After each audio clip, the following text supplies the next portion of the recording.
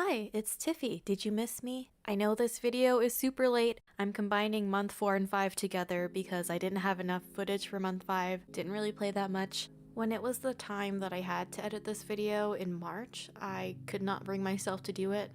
Honestly, guys, I was very depressed during the first few weeks of March, and I just couldn't find it in me to edit this video.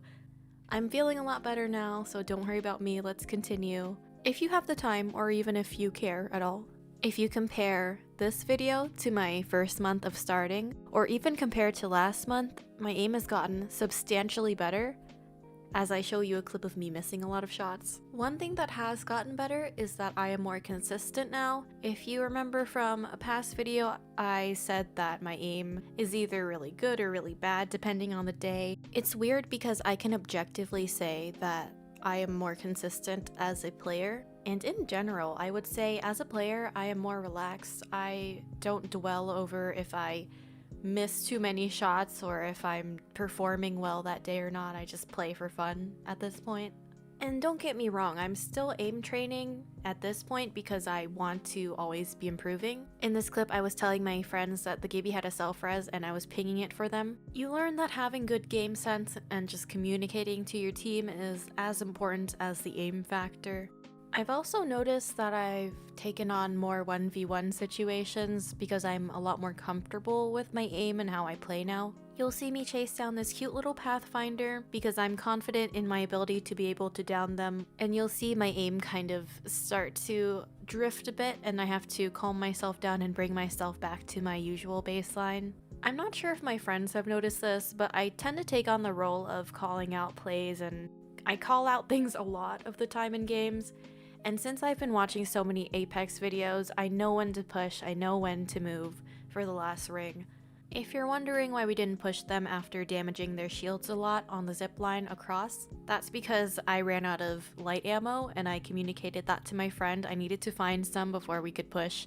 I saw her bloodhound scan, my ult came up, I told her I was ready to push because they were clumped together and it was a perfect opportunity. My ult didn't go exactly where I wanted. It was actually good that it ended up on the wall opposite of them because it was still pulling them towards the ult, but they couldn't shoot it to get rid of it. Do you like how I made a big deal about getting more ammo, but I never switched to that gun because I had a bad habit of not switching my guns? Here I started panicking a bit because my friend went down, but I took a deep breath and told myself that I can aim, and then I ended up finishing this fight out for us. Thank you for believing in me, Brandy. My aim was not bad in this clip, I just did not know which way that Mirage was going. You'll see me look to the left and right to see which way he's coming out of. Didn't get fooled by the decoy because I play Mirage too. Very fast flick here, didn't land exactly on there, but we corrected ourselves. Then my friend Dylan was able to finish them off for me. That's some teamwork right there. This is just me practicing with the wingman because that gun is very unforgiving. Somehow I was able to track them through my ult, which is very hard to see. Clip ends because we got third party. I saw one of the enemy team members outside, so I started shooting them. But then my friend Dylan needed help because the other teammate was on them.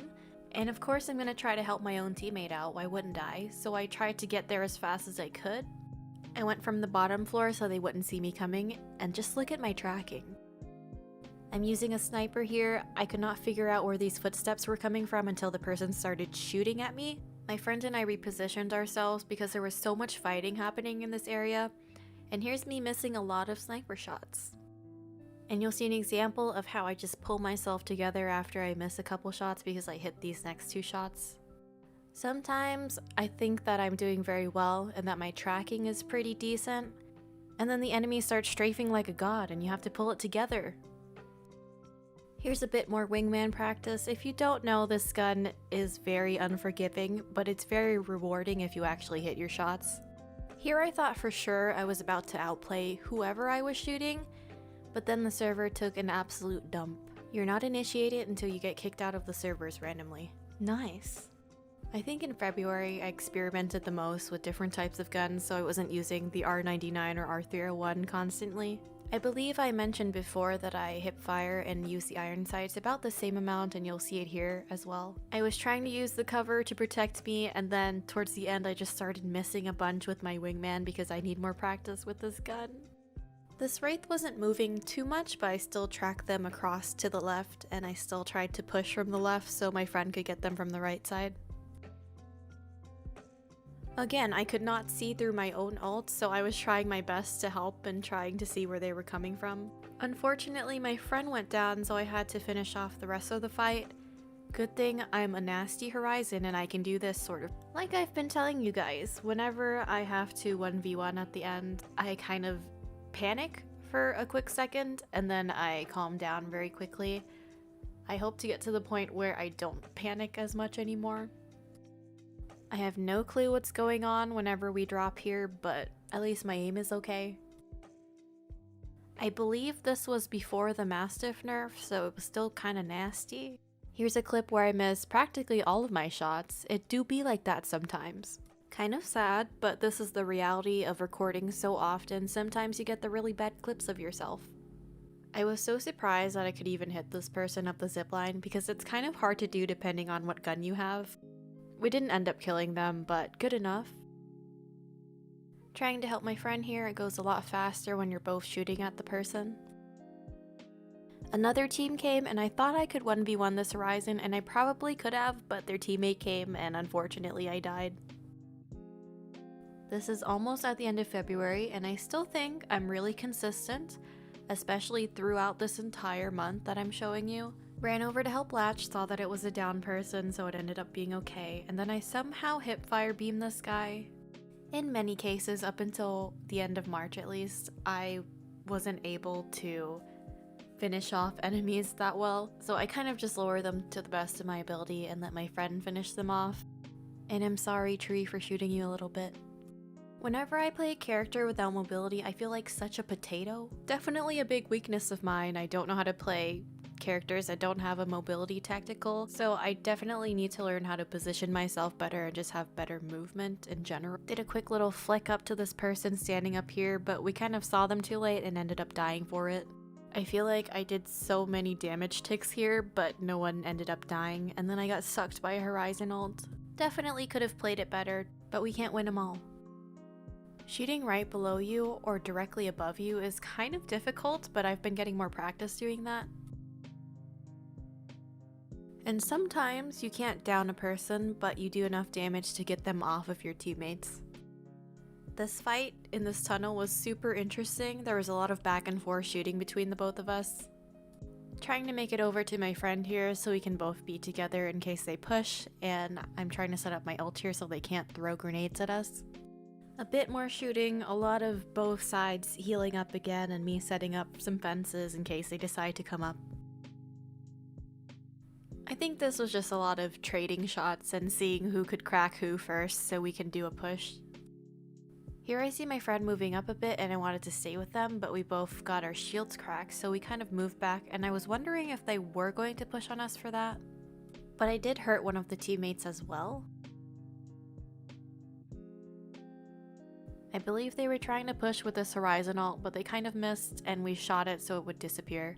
If the pros tell you anything, it's to make sure your fights end quickly. You could get third-partied. Luckily we didn't, and I think Dylan injured the one on the left quite a bit here, so they still couldn't push and this fight was still prolonged.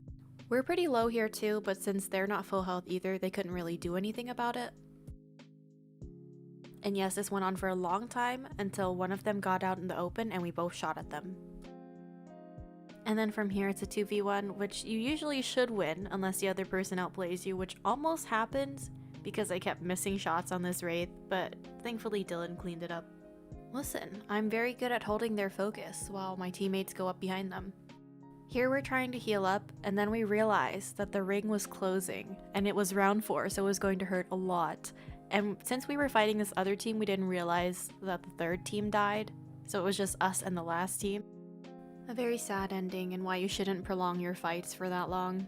I bet the champion squad was very happy, yet very confused though. This is a whole month later because whenever I asked my friends to play Apex with me, they'd rather play other things, which is fine, but I didn't have anyone to play with until I dragged my fiance into this.